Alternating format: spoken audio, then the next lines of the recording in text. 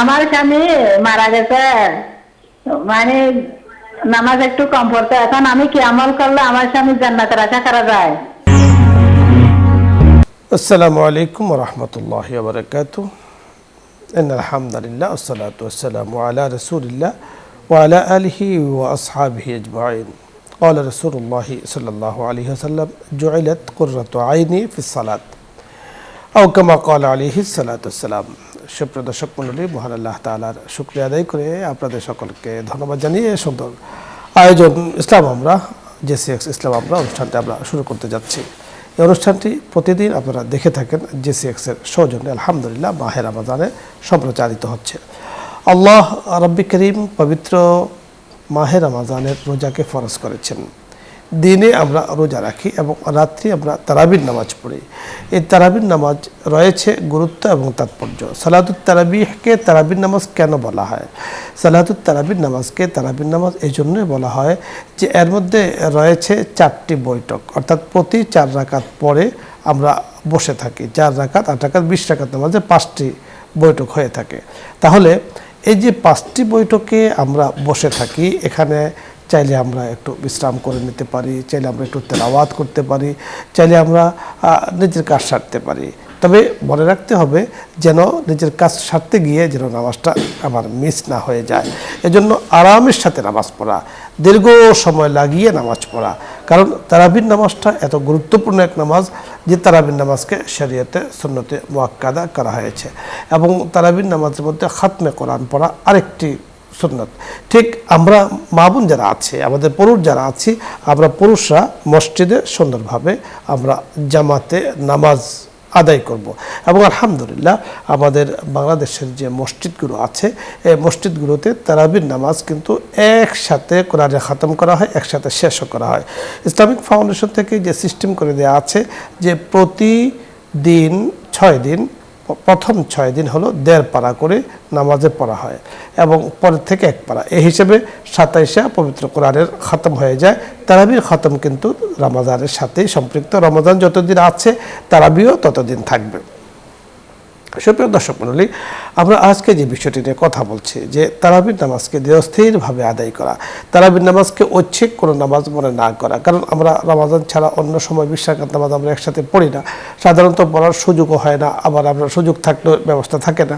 তো এই জন্য তারাবির নামাজকে সুন্নতে মুআক্কাদা করা হয়েছে এবং আমরা মসজিদে জামাতে আদায় করি। আপনি দেখুন হারামাইন শরীফাইন সহ সারা বিশ্বের সকল মসজিদে কিন্তু মাহে রমজানের তারাবি হচ্ছে। আকসার ও বেশতর, অর্থাৎ অধিকাংশ মসজিদেই তারাবির নামাজ হচ্ছে 20 রাকাত, কিন্তু কোনো কোনো জায়গাতে একটু বেশ কম আছে। আমাদের বাবুন যারা আছে আমরাও তারাবির নামাজকে 20 রাকাত পড়ব। তো এখন এই তারাবির নামাজকে আরামের সাথে পড়া, দেখা যাচ্ছে যে আমরা এশার নামাজটাকে আমরা খুব ধীরস্থিরে পড়ি, সুন্নতটাকেও ধীরস্থিরে পড়ি, কিন্তু তারাবির নামাজে দেখা যাচ্ছে যে এত দ্রুত আমরা নামাজ পড়ি যে রুকু, কেরাত, সিজদা ইত্যাদি কিন্তু ঠিক থাকে না। না, তারাবির নামাজ হলো তারবিহাতুন থেকে নিষ্পন্ন হয়েছে। এই নামাজটা হলো আরামের নামাজ, কষ্টের নামাজ নয়, দ্রুত নামাজ নয়, হাদরের নামাজ নয়। এই নামাজটাকে খুব ধীরস্থিরে এই নামাজটাকে আদায় করতে হবে।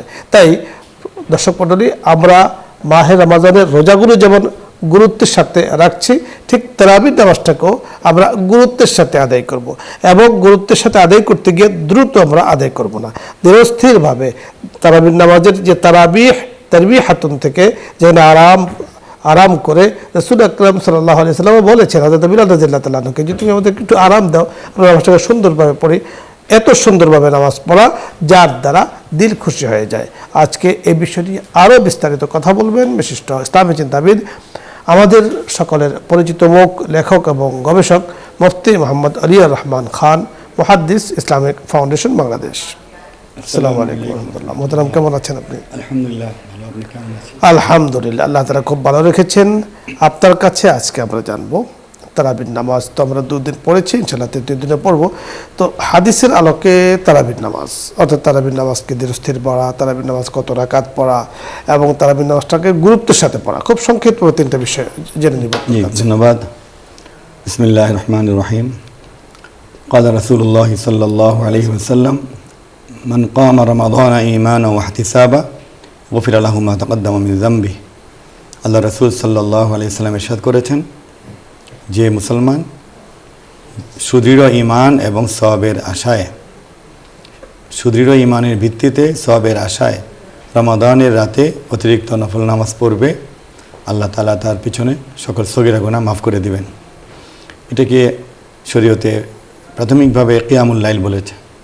এরপর অন্যান্য হাদিসে সালাতুত তারাবিহ হিসাবে এর কিছু অংশকে এশার নামাজের পর নির্ধারণ করা হয়েছে, যেটিকে সালাতুত তারাবিহ আমরা বলি।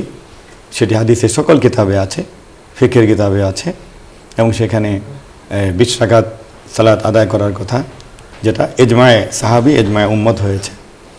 এটি মূলত নফল নামাজ ছিল, কিন্তু যখন এটা সাহাবায়ে কেরাম একেবারে আবু বকর রাদিয়াল্লাহু তাআলা আনহু বাদে বাকি সমস্ত সাহাবীরা উপস্থিত ছিলেন, এবং আল্লাহ রাসূলের যে রওজা বা কবরস্থান যে মসজিদে, সেই মসজিদ নববীতে, যেখানে উম্মাতুল মুমিনিনগণ ছিলেন, সাইয়েদনা ওমর রাদিয়াল্লাহু তাআলা আনহু যখন সিদ্ধান্ত দিলেন, সকল সাহাবী সেটা মেনে নিয়েছেন যে এখানে তারাবি এশার পর হবে 20 রাকাত, এবং তিনি এশা এবং ভিতরে ইমামতি করেছেন, আর তারাবি 20 রাকাতে ইমামতি করেছেন উবাই ইবনে কাব। এটি পরবর্তীতে সুন্নতে মুআক্কাদা হিসেবে সাব্যস্ত হয়েছে। তাহলে সালাত তারাবির হুকুম হলো সুন্নতে মুআক্কাদা। আচ্ছা, আর এটি জামাতের সঙ্গে আদায় করা সুন্নতে মুআক্কাদা কিফাইয়া, মুসলিম জনগোষ্ঠীর একদল এটা আদায় করতেই হবে। আর এই সালাত তারাবির মধ্যে কমপক্ষে একবার কোরআন শরীফ খতম করা, সূরা মানে বাকারা থেকে সূরা নাস পর্যন্ত বা সূরা ফাতিহা থেকে সূরা নাস পর্যন্ত একবার পড়া সুন্নত। তো এই সালাত তারাবি সালাত এবং তেলাওয়াত, সালাত এবং কেরাত, এই দুটিরকে কেন্দ্র করে আর কি, যে মানুষ ধ্যান করবে, আল্লাহর কাছে সাহায্য চাবে। আল্লাহ তাআলা রমাদানের সাথে এটা সম্পৃক্ত করেছেন। রমাদান হলো ওই মাস যেখানে কোরআন নাজিল হয়েছে, আর কোরআন হলো ওই গ্রন্থ যা রমাদানে নাজিল হয়েছে এবং এই সময়ে বেশি পঠিত হয়। তো এটি ইবাদতের একটি উত্তম ব্যবস্থা। তো মাঝখানে যে বিরতির কথা এসেছে, এটা হলো যে দীর্ঘ নামাজ, আল্লাহ রাসূল সাল্লাল্লাহু আলাইহি সাল্লামের নামাজের ব্যাপারে, এই সালাতটির ব্যাপারে সহিহ বুখারী সহ বিভিন্ন জায়গায় এসেছে যে তিনি যেহেতু উম্মতের সাথে তৃতীয় দিন আর পড়েননি, আল্লাহ তাআলার সিদ্ধান্ত ছিল যে আল্লাহ তার রাসূলকে যেমন কোরআন নিজে শিক্ষা দিয়েছেন এবং যাবতীয় জ্ঞান আল্লাহ সরাসরি শিক্ষা দিয়েছেন, এজন্য এই শিক্ষা বা কোরআন চর্চার বিষয়টি উম্মতের সঙ্গে না রেখে তাকে তিনি নির্দেশ দিয়েছেন। তিনি ঘরে একাকী পড়েছেন, জিবরাইল আলাইহিস সালাম শুনেছেন, জিবরাইল আলাইহিস সালাম পড়েছেন, তিনি শুনেছেন, এবং সেই এটার অনুরণন, সেটার গুঞ্জন শোনা গিয়েছে। কিতাবুল ফিকহ আল মাযাহিবিল আরবাআতে আছে যে আল্লাহ রাসূল তিনি এটা নিজের আমল হিসাবে একা, আর সাহাবীদের জন্য তিনি ওপেন করে দিয়েছিলেন। তখন এটি 1-2 বছর এবং আল্লাহ রাসূল সাল্লাল্লাহু আলাইহি ওয়াসাল্লামের ওফাতের পর 2.5 বছর, যেটা হযরত আবু বকর রাদিয়াল্লাহু তাআলা আনহু শাসনামলে এটি খণ্ড খণ্ডভাবে আদায় হতো। মসজিদে হারামে হতো, মসজিদে নববীতে হতো, মুসলিম উম্মার যত জায়গায় মুসলমান ছিলেন সব জায়গায় হতো। উমর রাদিয়াল্লাহু তাআলা আনহু শাসনামলে তিনি একবার এই কথাটা ব্যক্ত করলেন, যেটি বুখারীতেও আছে, যে এই সালাতটি যদি আমি এক ইমামের পিছনে একটি জামাতে এক এক মসজিদে চালু করতে পারতাম, তাহলে আমি হৃদয় প্রশান্তি লাভ করতাম। এরপরে এইভাবে চালু হয়েছে। তো সেই দিন থেকে একেবারে করোনার আগ মানে 2019 পর্যন্ত মসজিদে হারাম, মসজিদ নববীতেও 20 রাকাত তারাবি এশার পরে হয়েছে। এরপর যে থাকে কিয়ামুল লাইলের আরেকটি অংশ, সেটি হলো তাহাজ্জুদের নামাজ হিসাবে। সেটিও আবার নবীজির ওই সেটা হলো বাবু তাহাজ্জুদের অধ্যায়ে সেটা এসেছে, ও শিরোনামেই তাহাজ্জুদের অধ্যায়ে এসেছে যে আল্লাহ রাসূল সাল্লাল্লাহু আলাইহি ওয়াসাল্লাম রমজান ছাড়াও এবং রমজানেও রাতের শেষ ভাগে 8 রাকাত পড়তেন, এবং সেটি মসজিদে নববী, মসজিদ হারামে এখনও চালু আছে। রাত 1:00, 2টায় সেটা হয়ে থাকে। কিন্তু এশার পর যেটা সালাত তারাবি, এটা এই সারা জগতে মানে সারা ইতিহাসে 20 রাকাত পড়া হয়েছে। আমাদের উপমহাদেশে সবাই 20 রাকাত পড়া হয়। কোনো কোনো অঞ্চলে, দেশে ইমামরা বা স্থানীয় মানুষের চাহিদায় যেহেতু নফল নামাজ আমরা কম পড়ি, এই জন্য কোথাও 6 রাকাত, কোথাও 8 রাকাত, কোথাও 10 রাকাত, কোথাও 12 রাকাত এরকম পড়ারও, যেহেতু মূলত নফল সেটারও রেওয়াজ আছে। কারো কোনো ওজর থাকলে, কারো কোনো ইয়ে থাকলে। চমৎকার আপনি বলছিলেন। দর্শক মণ্ডলী, তারাবির নামাজ নিয়ে আজকে আমরা কথা বলছিলাম। এখানে 3টি বিষয় আমরা জানতে পেরেছি। বুঝতে পেরেছি, আমাদের বোঝার জন্য আমি আবার রিপিট করছি বিষয়টি, যে তারাবির নামাজ হলো সুন্নত মুআক্কাদা এবং জামাতে নামাজ পড়া সুন্নত মুআক্কাদায়ে কিফায়া, এবং তারাবির মধ্যে খতম করা এটা আরেকটা সুন্নাহ। তার মানে একই নামাজে 3টা সুন্নাহ আমরা কিন্তু পেয়ে যাচ্ছি, আর এটা মাহে রমজানে সম্ভব। মাহে রমজানে আমরা জানি যে নফল ফরজের সমান সওয়াব আল্লাহ তাআলা দান করেন, ঠিক তেলাওয়াতের ক্ষেত্রেও আল্লাহ তাআলা সওয়াব দান করেন, ইবাদতের ক্ষেত্রে আল্লাহ তাআলা সওয়াব দান করেন। এজন্য তারাবির নামাজ আমাদের ভারত উপমহাদেশ সহ ইজমা সাহাবা যে বিষয়টির উপর ফয়সালা হয়েছে যে 20 রাকাত, আমরা 20 রাকাত পড়ছি। একান্ত নিজেকে আমরা মাযুর মনে করি না। আল্লাহ তাআলা যদি কোনো কারণে আমাদেরকে মাযুর মনে অর্থাৎ বানিয়ে দেন, ওযর থাকে, সেক্ষেত্রে তো সকল ক্ষেত্রে সুযোগ আছে। রোজা, ফরজ রোজার ক্ষেত্রে বলা হয়েছে ফামান কানা মিনকুম মারিদান আও আলা সাফারিন ফাইদ্দাতুম মিন আইয়ামিন উখর। কেউ যদি অসুস্থ হয়ে পড়ে অথবা সফরে যায়, তাকে বলা হয়েছে তার সুযোগ আছে রোজাটাকে এখন ভেঙে পরবর্তীতে রেখে নেবে। কিন্তু সাধ্য যার আছে, যিনি পারছেন, তার জন্য কিন্তু রোজা রাখাটা উত্তম। অসুস্থর মধ্যেও সফরের মধ্যেও রাখতে পারছেন না, শরীয়ত তাকে প্রেশার দেবে না। শরীয়ত বলেছে যে তোমাকে প্রেশার দিয়ে জানকে খাতরার মধ্যে ফেলে তুমি রোজা রাখতে হবে, বিষয়টি এমন নয়। আল্লাহ রাব্বুল কারীম আমাদেরকে মাহে রমজানের রহমত, বরকত, মাগফিরাত, নাজাত পাওয়ার তৌফিক দান করেন, এবং আল্লাহ তাআলা যে তারাবির নামাজের মধ্যে যে আল্লাহ তাআলার সন্তুষ্টি রয়েছে, তারাবির নামাজে যে সওয়াব আল্লাহ পাক অর্জন করে আমাদেরকে তৌফিক দান করেন। দর্শক মণ্ডলী, আলোচ্য বিষয়ে যদি আপনাদের কোনো কিছু জানার থাকে, বুঝার থাকে, অথবা শরীয়তের কোনো মাসলা জানার প্রয়োজন হয়, আপনি চাইলে প্রশ্ন করতে পারেন, আমরা চেষ্টা করব কথা বলার জন্য। প্রথমে যিনি আছেন, আসসালামু আলাইকুম ওয়া রাহমাতুল্লাহ। দর্শক নাম বলে পরিচিত প্রশ্ন।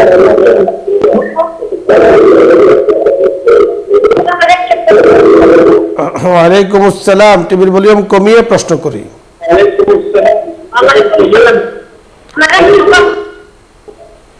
জি বলুন। আসসালামু আলাইকুম হুজুর। ওয়ালাইকুম আসসালাম ওয়া রাহমাতুল্লাহ। আমি রাস্তা থেকে বলছিলাম হুজুর। জি জি বলুন। আমার একটা প্রশ্ন হলো, যখন দুনিয়াতে ভাই বোন কথা বলে, তারপরে দুনিয়াতেই কথা বলা যাবে, মরার পর বলে আর দেখা সাক্ষাৎ হবে না। জি ধন্যবাদ, আমরা বুঝতে পেরেছি। একটা জিনিস আপনার বুঝার বিষয়, কতটুকু সত্য একটু বুঝিয়ে বলেন হুজুর। বুঝতে পেরেছেন প্রশ্নটা। জি আমরা কথা বলছি, আপনি শুনতে থাকুন। না, এরকম নয়। আল্লাহ তাআলা যদি ইমানের কারণে এবং নেক আমলের ফলে জান্নাতবাসী করেন, বাবা মা, ভাই বোন, সন্তানাদি, তারা যদি জান্নাতি হয়, তাহলে আল্লাহ তাদের দেখা সাক্ষাতের ব্যবস্থা করবেন ইনশাআল্লাহ। আল্লাযীনা আমানু আলহাকনাহুম যুররিয়াতাহুম বিঈমানিন। দেখা সাক্ষাতের ব্যবস্থা হবে। তবে আমাদের এখন প্রয়োজন যেটা হলো, যেন দেখা সাক্ষাৎ হয়, তার জন্য কাজ করা, ইবাদত করা। পরের দর্শক, আসসালামু আলাইকুম।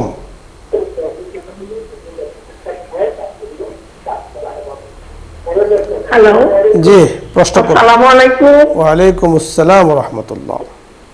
জি হুজুর, আমার দুইটা প্রশ্ন। বলুন। একটা প্রশ্ন হলো, তারাবি মহিলাদের জন্য মানে ঠিক কয়টাতে শেষ করতে হবে, মানে রাতের কয়টা পর্যন্ত লাস্ট সীমানা আর কি তারাবি করা। জি জি। দ্বিতীয় প্রশ্ন বলুন। আর নাই। জি, তারাবি এশার নামাজের পর মানে মোটামুটি সারা রাতেই পড়া যাবে। এটি যেহেতু এশার পরের নামাজ, কারো যদি অনেক ব্যস্ততা থাকে তাহলে তিনি এটা রাত 12টা, 1টা, 2টা পড়তে পারেন, মানে সাহরির আগে আগে শেষ করতে হবে। চলবে, চলবে, আগে পড়লে ভালো। পরের দর্শক, জি আসসালামু আলাইকুম ওয়া রাহমাতুল্লাহ। ওয়ালাইকুম আসসালাম। আসসালামু আলাইকুম হুজুর। জি প্রশ্ন বলুন। স্বামী যদি বেনামাজি হয়, সে স্বামীর জন্য স্ত্রী কি নামাজ পড়তে পারবে? জি স্বামীর জন্য মারা গেলে নামাজ নিজে নামাজ পড়ে স্বামীর জন্য দোয়া করবে, আল্লাহ যেন ক্ষমা করেন। আর জীবিত থাকা অবস্থায় আল্লাহর কাছে বেশি নামাজ পড়ে কান্নাকাটি করে দোয়া করতে হবে, যেন নামাজি হয়, আল্লাহ তাআলা যেন তাকে নামাজি বানিয়ে দেন। বড় চমৎকার। পরের দর্শক, আসসালামু আলাইকুম ওয়া রাহমাতুল্লাহ।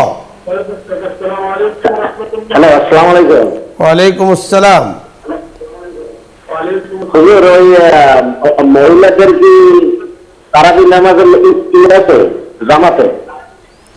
জি ধন্যবাদ, বুঝতে পেরেছি। মহিলাদের জন্য সব নামাজেই ঘরে পড়ার বিধান, ঘরে পড়া জায়েজ, তাদের জুমার নামাজে যাওয়া ওয়াজিব নয়, মসজিদে জামাতে যাওয়া ওয়াজিব নয়। তবে যদি কোনো দেশে অঞ্চলে মহিলাদের জন্য মসজিদে সুন্দর পর্দার সাথে পৃথক যাতায়াত সহ পৃথক ওযুখানা সহ ব্যবস্থা থাকে, সেখানে যদি মহিলারা শরীক হতে পারেন, কোনো বাধা নেই। কিন্তু মূলত অধিকাংশ মহিলারা সারা পৃথিবীতেই ঘরে পড়ে, ঘরেই এই রেওয়াজ চালু করতে হবে। আপনি সুন্দর বলেছেন, এটা সুন্দর হবে। মৌলিক যে বিষয়টি আপনি বুঝতে পেরেছেন, যদি মহিলাদের জন্য আলাদা ব্যবস্থা থাকে মসজিদে, তাদের পথ আলাদা থাকে, পর্দার বিধান আলাদা থাকে, রাস্তা নিরাপদ থাকে, তাহলে ওনারা সেখানে গিয়ে নামাজ পড়তে পারেন, কোনো সমস্যা নেই। আর সাধারণত ঘরেই নামাজ পড়বেন। পরে দর্শক, আসসালামু আলাইকুম ওয়া রাহমাতুল্লাহ। ওয়ালাইকুম আসসালাম। হুজুর ভালো আছেন? জি আলহামদুলিল্লাহ। হুজুর আমি একটা কথা জিজ্ঞাসা করতে চাইলাম, একটা প্রশ্ন। বলুন। আমার প্রশ্নটা হচ্ছে মানে সুদের টাকা দিয়ে আপনার হচ্ছে সেহরি বা ইফতার করলে কি এটা কি সহিহ কবুল হবে? না, সুদের টাকা দিয়ে খাওয়া দাওয়া করলে রোজাই কবুল হবে না। সুদের টাকা মানে ঘুষের টাকা, হারাম টাকা খেয়ে নামাজ পড়লে নামাজই হবে না, তাহলে সে ইফতারও হবে না। প্রশ্নই আসে না। এইটা আল্লাহ এরকম স্পষ্ট বিধান দিয়েছেন। পেট ভরবে, হারাম খেলেও তো পেট ভরে যাবে, কিন্তু ওই ইফতারের সওয়াব হবে না। পরের দর্শক, আসসালামু আলাইকুম ওয়া রাহমাতুল্লাহ। ওয়ালাইকুম আসসালাম ওয়া রাহমাতুল্লাহি ওয়া বারাকাতুহু। জি আপনার প্রশ্ন বলুন। হুজুর, যে আমি একজন সরকারি কর্মকর্তা, অবসরপ্রাপ্ত, কিন্তু আমি কিছু টাকা ইসলামী ব্যাংকে মুদারাবা পদ্ধতিতে ফিক্সড করে রেখেছি, এটা কি সুদের আওতায় আসবে? জি আমরা কথা বলছি। এমনিতে মুদারাবা পদ্ধতিটা তো জায়েজ, বৈধ, মানে এটা তো হাদিস থেকেই এসেছে। এখন মুদারাবা পদ্ধতিটা সঠিকভাবে সেখানে আপনার লেনদেনে বাস্তবায়িত হয় কি না, সেটা আপনি আপনার এলাকার ইমাম সাহেব বা একজন ভালো মুফতি সাহেবকে নিয়ে গিয়ে ওই যেখানে যে ব্রাঞ্চে আপনার অ্যাকাউন্ট, সেখানে গিয়ে একটু খোঁজখবর নেবেন যে সঠিকভাবে আপনাকে লাভ হলে লাভ দিচ্ছে, লোকসান হলে লোকসান দিচ্ছে কিনা, বা এই লেনদেনটা ঠিক আছে কিনা, শরীয়ত মতো বোর্ড বসে সিদ্ধান্ত দিচ্ছে নাকি কেন্দ্রীয় ব্যাংক বলে দিচ্ছে যে এখন লাভ 6 টাকা দাও, 6 টাকা দিচ্ছে, আবার সেন্ট্রাল ব্যাংক বলে দিচ্ছে যে এখন থেকে 9 টাকা দাও, 9 টাকা দিচ্ছে, তাহলে তো অন্য ব্যাংকের মতো হয়ে গেল। এই জিনিসটা আপনি নিজে গিয়ে একটু যাচাই করে দেখবেন। হ্যাঁ, পদ্ধতিটা ঠিক আছে। আপনি সুন্দর বলেছেন। মুদারাবা এটা শরীয়তের পদ্ধতি। মুদারাবা পদ্ধতিতে লাভ লসের ভিত্তিতে অংশীদারিত্বের সাথে ব্যবসা করা, কিন্তু ব্যবসাটা সঠিকভাবে করছে কিনা সেজন্য যাচাই করার পরে আপনার যদি মন সেখানে বসে, আপনার হৃদয়ে বসে, আপনি শান্ত প্রশান্ত হন, আলেম ওলামাদের সাথে আলোচনা করে, তাহলে লেনদেন আপনি করতে পারেন। পরের দর্শক, আসসালামু আলাইকুম ওয়া রাহমাতুল্লাহ।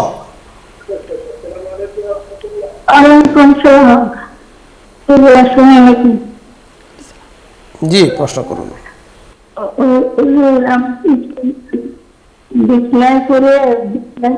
নামাজ পড়ি, কোরআন শরীফ পড়ি, কোনো অসুবিধা হবে? কখন কোরআন শরীফ পড়েন? জি আপনি কোরআন তেলাওয়াত করেন সম্ভবত বিছানায় বসে, আমরা যতটুকু বুঝতে পেরেছি। তো বিছানায় বসে কোরআন তেলাওয়াত করলে তো ভালো, পাক পবিত্র জায়গা যেন হয়, কোরআনের সম্মান যেন রক্ষা হয়, এদিকে খেয়াল রাখতে হবে। পরে দর্শক, আসসালামু আলাইকুম। হ্যালো, আসসালামু আলাইকুম। ওয়ালাইকুম আসসালাম ওয়া রাহমাতুল্লাহ। আমার একটা প্রশ্ন হুজুর। জি বলুন। আমার স্বামী মারা গেছে, মানে নামাজ একটু কম পড়তো, এখন আমি কি আমল করলে আমার স্বামী জান্নাতের আশা করা যায়?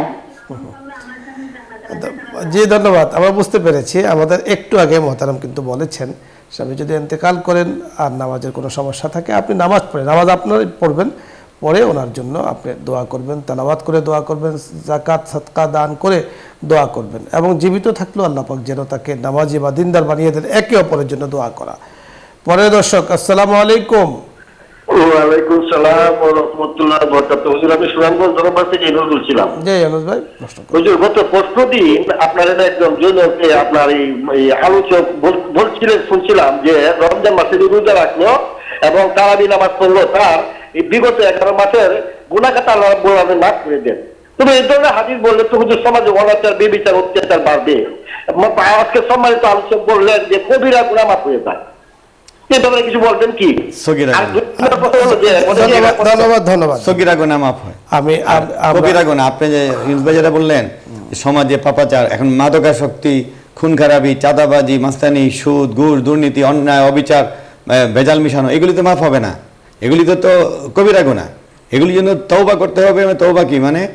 চাঁদাবাজি ছেড়ে দিতে হবে, ঘুষ ছেড়ে দিতে হবে, সুদ ছেড়ে দিতে হবে, জুলুম, ভেজাল, মজুদদারি, এগুলি ত্যাগ করে তারপরে আল্লাহর কাছে তওবা করতে হবে। আর করব না এবং ভবিষ্যতে করবে না বলে অঙ্গীকার তওবা করতে হবে। এক কথায় আমরা বলেছি যে ইন্নাল হাসানাত ইউযহিবনাস সাইয়্যাত, অর্থাৎ হাসানাতগুলো, মানুষের ভালো কাজের মধ্যে মাহে রমজানের রোজা, যাকাত ইত্যাদি, এই ভালো কাজগুলো অন্যায় কাজগুলোকে গুনাহকে রহিত করে। এখানে গুনাহ দ্বারা সবসময় বুঝতে হবে আহলে সুন্নাত ওয়াল জামাতের আকীদা ও বিশ্বাস, এখানে গুনাহ দ্বারা হলো সগীরা গুনাহ উদ্দেশ্য, আর কবিরা গুনাহ মাফ হয় তওবা দ্বারা। ইল্লা তওবা, তওবা ছাড়া কিন্তু কবিরা গুনাহ কখনো মাফ হয় না। যদিও মুতাজিলা আর খাওয়ারিজ অথবা আসহাবে জাওয়াহিরদের একটি মত আছে যে সব গুনাহ মাফ হয়, কিন্তু ওলামায়ে কেরাম আহলে সুন্নাত ওয়াল জামাতের ফতোয়া হলো এর উপরেই যে সগীরা গুনাহ মাফ হয় নেক কাজ দ্বারা। এই যে হাদিস আমাদের মুহতারাম বলেছেন, মান কামা রমাজানা ঈমানান ওয়া ইহতিসাবান গুফিরা লাহু মা তাকাদ্দামা, এক বছরের আগের গুনাহ মাফ হয়। এর দ্বারা উদ্দেশ্য হলো সগীরা গুনাহ। কবিরা গুনাহের জন্য অবশ্যই তওবা লাগবে। আল্লাহ রাব্বুল কারীম আমাদেরকে বুঝার তৌফিক দান করুন। মোহতারাম, ধন্যবাদ আপনাকে। দর্শক মণ্ডলী, আপনাদের সকলকে ধন্যবাদ জানাচ্ছি। আল্লাহ রাব্বুল কারীম আমাদেরকে তৌফিক দান করেছেন। আলহামদুলিল্লাহ, আমরা মাহে রমজানের এই চমৎকার অনুষ্ঠানে যুক্ত আছি। আমার তো মনে হচ্ছে যে এত দর্শক আলহামদুলিল্লাহ আছেন, প্রশ্ন করার জন্য প্রস্তুত হয়ে আছেন, যে আমাদের সকলের উত্তর দিয়ে কথা বলার মতো সময় আমাদের কাছে হচ্ছে না। ইনশাআল্লাহ প্রতিদিনই আমরা আসবো। আরও যে প্রশ্নগুলো আছে চমৎকার সুন্দর গোছানো প্রশ্ন আপনারা করবেন, আমরা চেষ্টা করব উত্তর নিয়ে কথা বলার জন্য। আল্লাহ তাআলা তৌফিক দান করেন, আমিন ইয়া রাব্বাল আলামিন। সকলের জন্য সুন্দর, সকলের জন্য সহি সুস্থ রোজা রাখার আল্লাহ তাআলা ফয়সালা করেন। এখনই দোয়া হচ্ছে, দরুদ ইস্তিগফার পাঠ করি। আল্লাহুম্মা সাল্লি আলা সাইয়্যিদিনা ওয়া নাবিয়্যিনা ওয়া শাফিঈনা ওয়া হাবিবিনা ওয়া মাওলানা মুহাম্মদ সাল্লাল্লাহু আলাইহি ওয়া আলা আলিহি وأصحابه وبارك وسلم أستغفر الله ربي من كل ذنب وأتوب إليه لا حول ولا قوة إلا بالله العلي العظيم. الحمد لله رب العالمين والصلاة والسلام على سيد المرسلين وعلى آله وأصحابه أجمعين. ربنا ظلمنا أنفسنا وإن لم تغفر لنا وترحمنا لنكونن من الخاسرين. سبحان الله وبحمده عدد خلقه ورضا نفسه وزنة عرشه ومداد كلماته. حسبنا الله ونعم الوكيل، نعم المولى ونعم النصير. يا حي يا قيوم برحمتك نستغيث، أصلح لنا شأننا كله ولا تكلنا إلى أنفسنا طرفة عين. رب العالمين আমাদের এই সিয়াম সাধনাকে কবুল করুন। আমিন। ইয়া আল্লাহ, আমাদের সকলের সালাতগুলিকে কবুল করুন। ইয়া আল্লাহ, আমাদের নামাজ, তেলাওয়াত এবং আমল আখলাককে পরিশুদ্ধ করে দিন।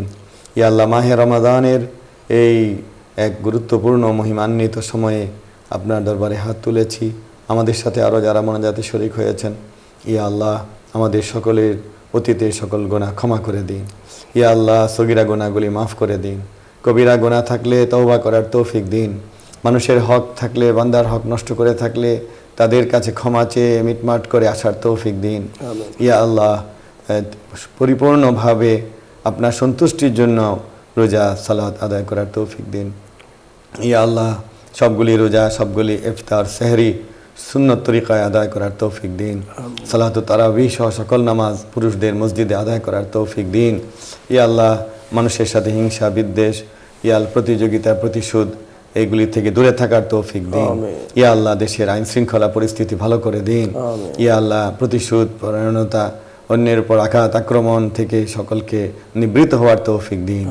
ইয়া আল্লাহ, বেশি সময় মসজিদে থাকার তৌফিক দিন, আমিন। কোরআন তেলাওয়াতে থাকার তৌফিক দিন, কোরআন শিক্ষা করার, কোরআনের হেফজ করার তৌফিক দিন, ওয়াসাল্লাল্লাহু সন্তানদেরকেও সেই দ্বীনের পথে আমাদেরকে আনার তৌফিক দিন।